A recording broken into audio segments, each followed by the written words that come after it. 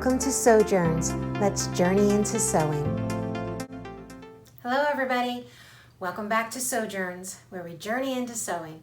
From pattern reviews to tutorials, anything you want to see from top to bottom. Today, we're tackling the automatic buttonhole foot. You can make beautiful buttonholes without any fear and get them right every time. Before we get into it, I just want to thank you for subscribing and liking and sharing this video with anybody that you think could use it or enjoy it. Thank you so much, and I really appreciate you. As we're approaching 1,000 subscribers, be on the lookout for some really fun things when we reach that goal together. So let's journey into buttonholes here on Sewjourns. For today's Sew You Can tip, it's all about automatic buttonholes. Here's your automatic buttonhole foot that comes with your machine, and it accommodates many sizes of buttons. What's great about it is you put the button in the back, and that is an indication to the buttonhole foot exactly what size buttonhole to make. Let me show you how that works. So I've put a small buttonhole here in the back, or button. This opens up to accommodate your button. So you put your button here and you close it up tight, and then this here will be the size buttonhole that you'll need to accommodate the button in the back. So that's a larger button, probably 5/8 of an inch or 7/8. Here's another size button, maybe 1/2 inch button, and those are marked when you buy the button. And this will change to accommodate this. The markings on your foot, here is the bar that attaches to the ankle of your foot, just as any other presser foot does.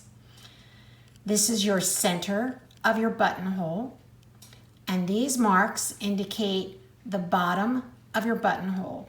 My buttonhole and buttonhole foot on my Baby Lock Brilliant construct a buttonhole from the bottom of the buttonhole to the top. And that's really important to know. So do a practice on your machine with scrap fabric to find out how your machine constructs your buttonholes so that you'll always know. Some construct it from the top to the bottom. Mine from the bottom to the top, so that if I line up every buttonhole at the bottom, I know that they'll all be in the right orientation. So what I'm going to do when I take this over to my machine is I'm going to put it on like my regular foot. Your button will be to the back of your machine, and there's a little bar right here. Maybe my husband can come over to the side. There's a bar right here. There is a bar underneath of your sewing machine, and we're going to try to pull back here a little bit and come over to the sewing machine here slightly. And there's a bar right here. Now that bar sits up high on your sewing machine. I'm going to try to come from the back. When you put your buttonhole foot on, you're then going to pull that bar down. I'm going to pull that bar down, and then I'll get out of your way. You're going to pull that bar down. Now to prepare your fabric, take a piece of medium weight fusible interfacing and iron that on to the wrong side of your fabric where your buttonholes will be. This will create a nice platform for your buttonhole. Now, working from the right side of your fabric over the interfacing, mark where your buttonholes will be according to the markings on your pattern piece. Okay, so now we need to choose our buttonhole on our machine. My machine here, the Baby Lock Brilliant, has many different types of buttonholes, as you can see here.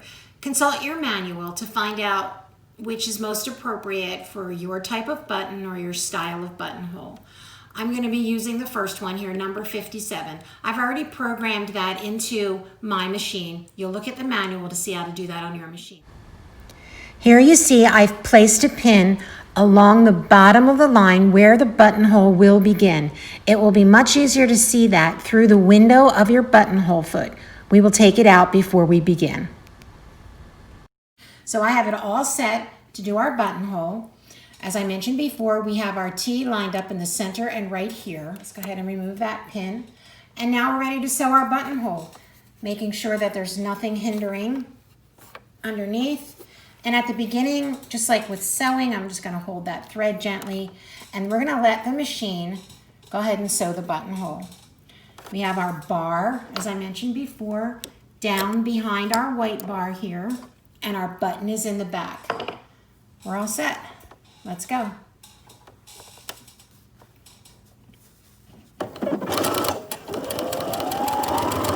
My machine is sewing from the bottom of my buttonhole to the front. Don't worry about this thread, it'll get cut off.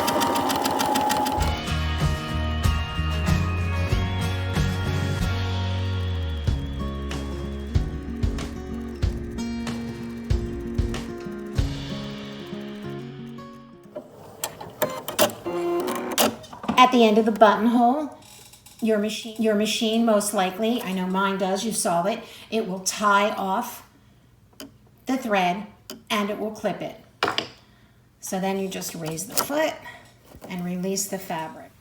I'm going to snip these threads.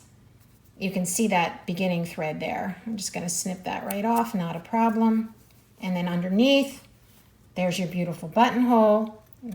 It's already been tied off. And you can see the interfacing really made a beautiful buttonhole. Now I've used contrasting thread so that you can see exactly what I was doing much clearer on the video. And you can certainly use contrasting thread if that's a color you would like to have. That was my beginning thread. I just wanted to get that out of the way for you. There we go. And then when I go to do my second buttonhole, because I've lined everything up, and if I start in that exact place, those will be the exact same orientation. So that's how you do your buttonholes. I'm now going to show you how you cut open this buttonhole. There's a couple different ways you can do that. So here we have our finished buttonholes.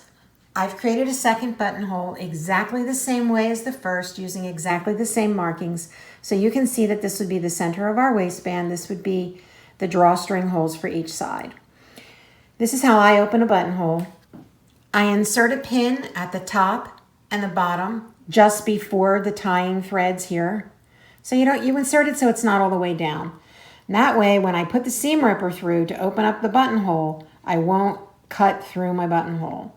So I use it at both ends. So now that it's in there, I'm going to attempt to open it while videotaping. So you would put your seam ripper right in front of the pin. And then my hand's going to be in the way here. I'm going to just come like this. I'm going to turn it a little bit. And then using your seam ripper, you just go through to the next pin. And the pin stops it from going through. Remove the pins. There's interfacing back there, so it's a little harder. And you have your opened buttonhole. Now there's a second way to open the buttonhole, and it's with a really cool pair of scissors. This is a buttonhole scissor. There's an adjustable screw right there, and when you bring that screw out farther, then it changes the size of the buttonhole opening. So I've adjusted the screw, and here's how you measure it. I'm going to get my sewing gauge, and I'm going to measure from this part of the blade to where the opening comes. And that's about 5/8 of an inch. That's how much it's going to cut. And my button is just an inch. So that's actually going to work out perfectly because it won't cut through each end. You're going to take your buttonhole scissors, and they have this notch in them that allows you to come right into the buttonhole. And I'm going to insert it right there, and I have it adjusted, so I'm just going to cut through. And it stops right there. Ooh, I'm trying to see this on there. And look at that, a perfectly nice buttonhole. Now, I didn't go all the way through because I'm trying to do this on video. Here we go again. I've inserted it at the bottom and all the way through till it closes. And it's perfect. Beautiful buttonhole. Now, if I had a smaller buttonhole, I would have to extend this out even farther. Or if I had a larger buttonhole, I would make this a lot smaller, and then it would come together and create a much longer. You would measure it from, whoops, there's some light, I'm sorry. You would measure it from there to where it starts to open. That's like a 1 1/4 inch buttonhole. So now you have your perfectly opened buttonholes.